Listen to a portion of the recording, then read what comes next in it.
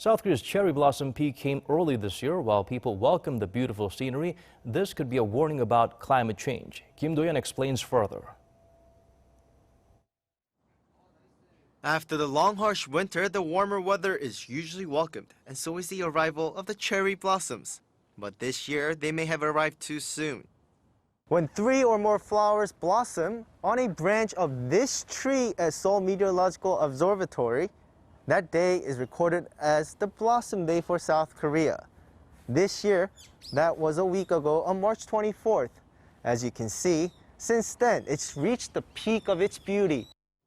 Since records began 99 years ago, March 24th is actually a record by 3 days. Even just 10 years ago, Blossom Day came in mid-April, but in recent years, it's usually around 2 weeks sooner. Average temperature this year has been higher than in other years, and hours of sunlight have been longer. Specifically in March, it was 3 degrees Celsius warmer than the usual average temperature, and we had 20 hours more of sunlight. This has caused the trees to bloom quicker. Scientists say these early peaks are a colorful but palpable sign of climate change.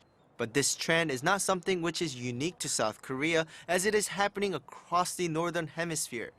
In Kyoto, one of the most famous places on earth for cherry blossoms, the peak day came last Friday, the earliest since records began 1,200 years ago.